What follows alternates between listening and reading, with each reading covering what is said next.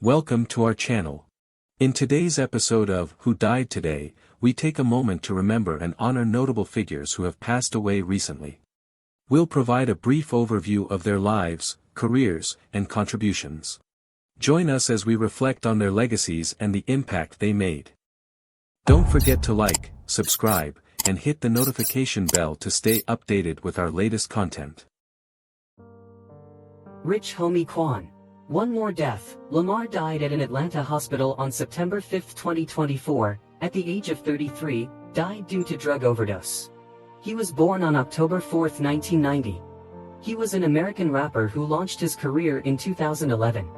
Lamar achieved notable mainstream success with his 2013 single, Type of Way, which reached number 50 on the Billboard Hot 100.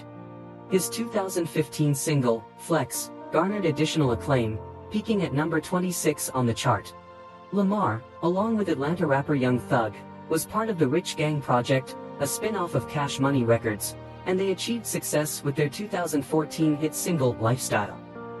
Lamar's debut studio album, Rich as in Spirit, 2018, debuted at number 33 on the Billboard 200. He played baseball for more than 4 years while attending Ronald McNair Senior High School in Atlanta, Georgia, with hopes of pursuing a professional career. In 2012, Lamar's song, Differences, was released as the first single from his mixtape Still Going In.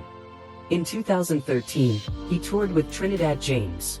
He was also featured on Gucci Mane's album Trap House 3 on songs such as I Heard, Can't Trust Her, and Chasin' Paper, which also features Young Thug. In April 2015, he released his fifth mixtape, If You Ever Think I Will Stop Goin', in Ask RR. In October 2022, Quan released the EP Family and Mula, featuring the single, Crazy, and a guest appearance by No Cap.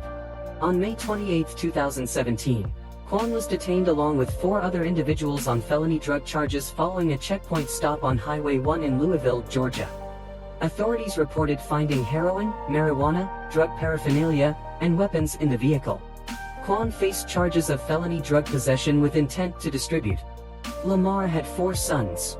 His oldest, Devin, was born in 2006, which Lamar did not know about until 5 years later.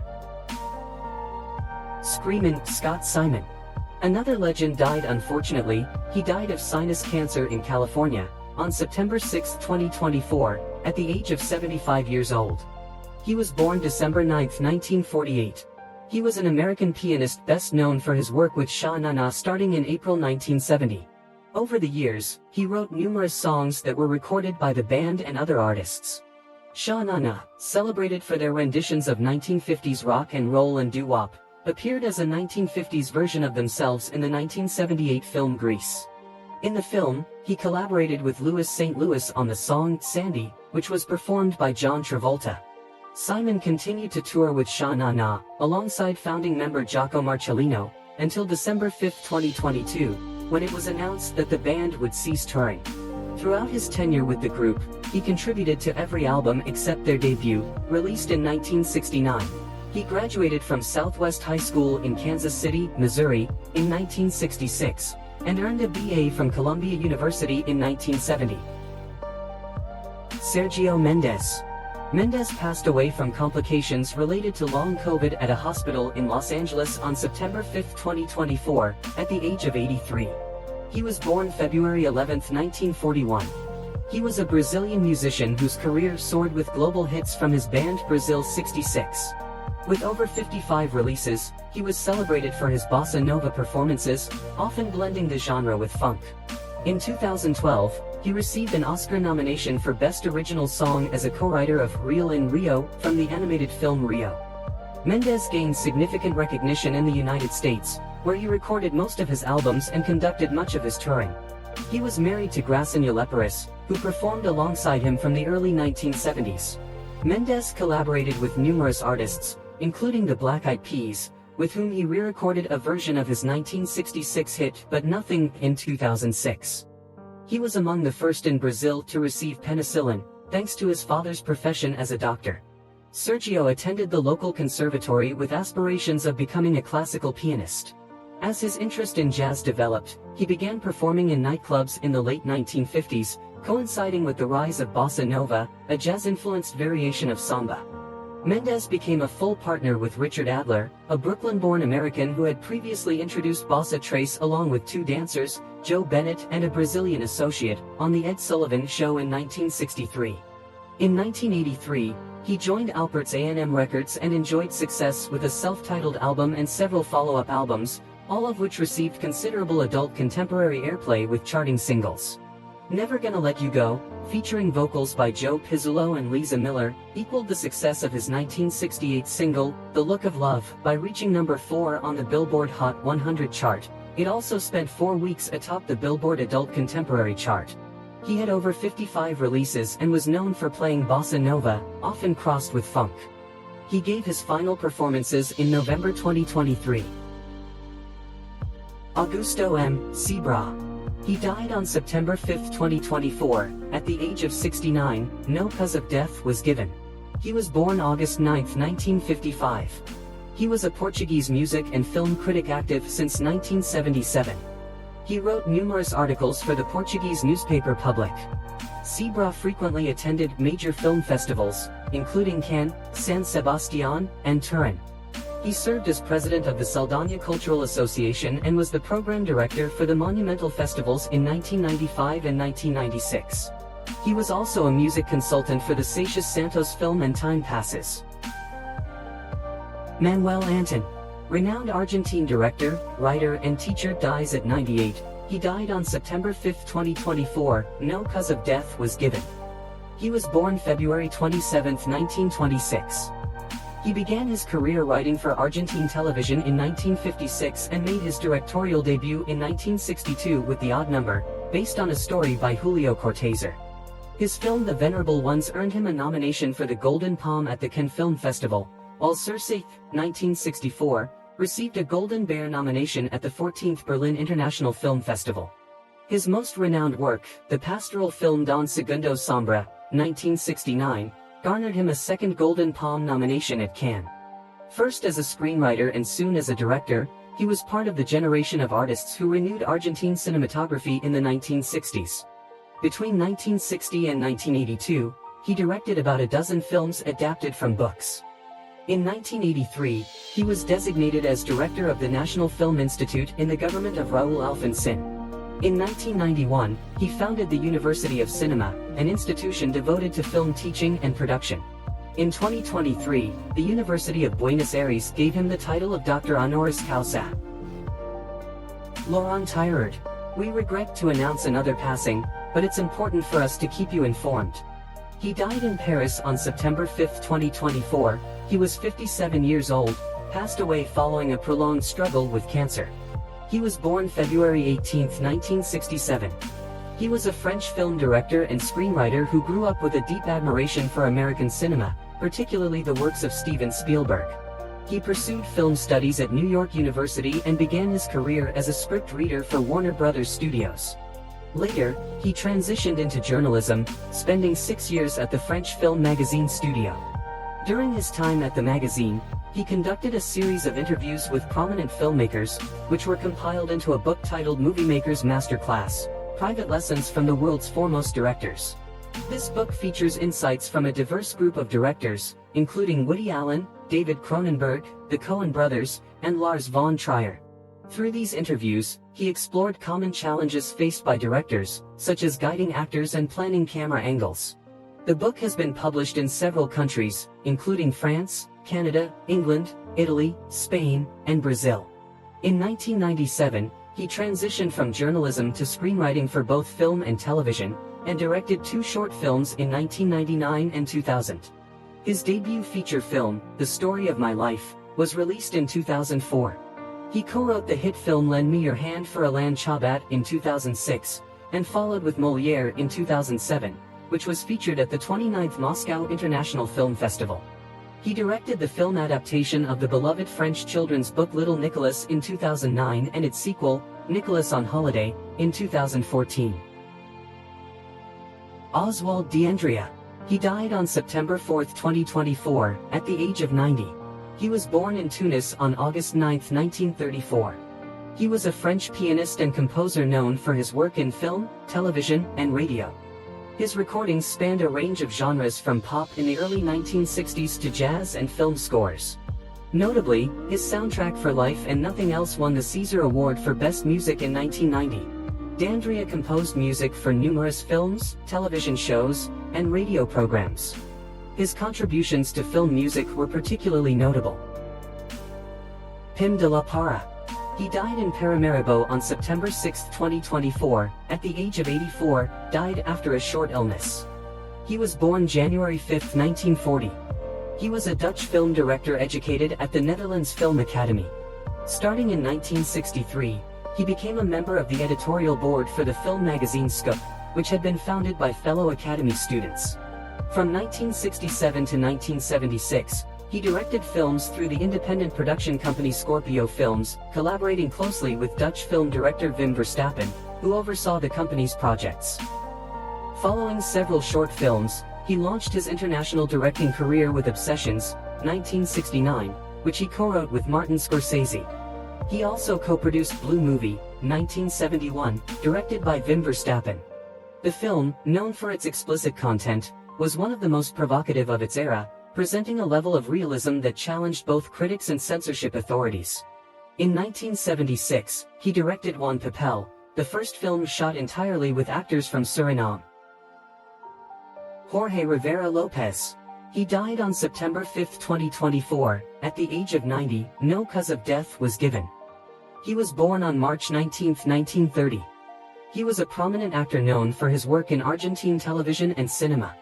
He is also recognized for his contributions to Argentine theater, where he has performed in numerous productions, ranging from classic plays to contemporary works. His performances often receive critical acclaim for their depth and emotional range. During the 1980s military dictatorship in Argentina, Lopez, along with notable figures such as Luis Brandoni, Roberto Casa, Osvaldo Dragon, and Pepe Soriano, collaborated with Nobel Peace Prize laureate Adolfo Pérez Esquivel and renowned writer Ernesto Sabato to establish a collective known as Teatro Abierto, Open Theater. Their mission was to create an independent theater that was free from government censorship and propaganda. Despite facing threats, they inaugurated their efforts by publicly denouncing the dictatorship and opposing governmental control over the arts. On the opening night, Rivera Lopez delivered the Declaration of Principles, affirming the right to freedom of opinion and expression for all involved. Over the course of a week, Teatro Abierto presented 3 plays each day at the Tabares Theater, attracting an estimated audience of 25,000. The movement persisted in its critical stance against the regime's abuses even after the return to democracy, continuing to stage performances that challenged the dictatorship's legacy for years to come. Will Jennings. Another American has passed away. After several years of declining health, Jennings died at his home in Tyler, Texas, on September 6, 2024, at the age of 80. His birth date is June 27, 1944. He was an American lyricist renowned for writing the lyrics to iconic songs such as Tears in Heaven and My Heart Will Go On. He was inducted into the Songwriters Hall of Fame and received numerous accolades, including 3 Grammy Awards, 2 Golden Globe Awards, and 2 Academy Awards. Jennings penned lyrics for a diverse range of artists, including Steve Winwood, Whitney Houston, Eric Clapton, and many others. Jennings collaborated on numerous film songs, with one of his most notable contributions being Up Where We Belong from An Officer and a Gentleman. The song won the Academy Award in the United States and the BAFTA Award in the United Kingdom, and it became a #1 hit for Joe Cocker and Jennifer Warnes. Jennings also wrote Tears in Heaven with Eric Clapton, which won Song of the Year and also won the Ivor Novello Award for Best Song from a Film. Brad Pitt. He is born December 18, 1963. He is an American actor and film producer, recognized with various accolades, including 2 Academy Awards, 2 British Academy Film Awards, 2 Golden Globe Awards, and a Primetime Emmy Award. As one of the most influential celebrities, he appeared on Forbes' annual Celebrity 100 list from 2006 to 2008 and was named to the Time 100 list in 2007. Pitt first gained prominence with his role as a charming cowboy hitchhiker in Ridley Scott's Thelma and Louise, 1991. He solidified his status as a leading man with performances in films such as A River Runs Through It, 1992, Legends of the Fall, 1994, Interview with the Vampire, 1994, and Seven, 1995. Pitt achieved greater commercial success with his role in Steven Soderbergh's heist film Ocean's 11, 2001, and he reprised his role in its sequels. He further established his leading man credentials with blockbuster hits including Troy, 2004, Mr. and Mrs. Smith, 2005, World War Z, 2013, and Bullet Train, 2022. Pitt won the Academy Award for Best Supporting Actor for his role as a stuntman in Quentin Tarantino's Once Upon a Time in Hollywood, 2019. He received Oscar nominations for his performances in 12 Monkeys, 1995, The Curious Case of Benjamin Button, 2008, and Moneyball, 2011. His filmography also includes acclaimed works such as Fight Club, 1999, Babel, 2006, The Assassination of Jesse James by the Coward Robert Ford, 2007, Burn After Reading, 2008, Inglourious Bastard, 2009, The Tree of Life, 2011, and The Big Short, 2015. In 2001, Pitt co-founded Plan B Entertainment, a production company. As a producer, he won the Academy Award for Best Picture for 12 Years a Slave, 2013, and received nominations for Moneyball, 2011, and The Big Short, 2015. He was named People's Sexiest Man Alive in 1995 and 2000. Pitt's personal life has garnered significant media attention. He is divorced from actresses Jennifer Aniston and Angelina Jolie, with whom he shares 6 children, 3 of whom were adopted internationally. In 1999, Pitt portrayed Tyler Durden in Fight Club, a film adaptation of Chuck Palahniuk's novel of the same name, directed by David Fincher. Pitt prepared for the part with lessons in boxing, taekwondo, and grappling. On November 22, 2001, Pitt made a guest appearance in the 8th season of the television series Friends, playing a man with a grudge against Rachel Green, played by Jennifer Aniston, to whom Pitt was married at the time. Pitt had 2 major film roles in 2004, starring as Achilles in Troy, and reprising his role, Rusty Ryan, in the sequel Ocean's 12. Pitt's next appearance was in the 2008 black comedy Burn After Reading, his first collaboration with the Coen brothers. Pitt's next leading role was in Quentin Tarantino's war film Inglourious Bastard, 2009, which premiered at the 2009 Cannes Film Festival. In the film, Pitt portrayed Lieutenant Aldo Raine, an American resistance fighter waging war against Nazis in German-occupied France. In 2021, Pitt entered the recording business by creating a company with French record producer Damien Quintard. In 2022, Pitt starred in Bullet Train, directed by David Leitch, and reunited with his Once Upon a Time in Hollywood co-star Margot Robbie in Babylon, directed by Damien Chazelle. In September 2021, it was revealed that he will re-team with George Clooney in Wolves, a thriller written and directed by John Watts, to be released in 2024. On January 5, 2022, he signed on to star in and produce a racing film on Formula One, directed by Joseph Kosinski, for which he will earn $30 million. Beginning in 2005, Pitt's relationship with Angelina Jolie became one of the most widely covered celebrity stories. When Jolie's pregnancy was confirmed in early 2006, the media frenzy surrounding the couple intensified, reaching what Reuters described as the point of insanity in a story titled The Brangelina Fever.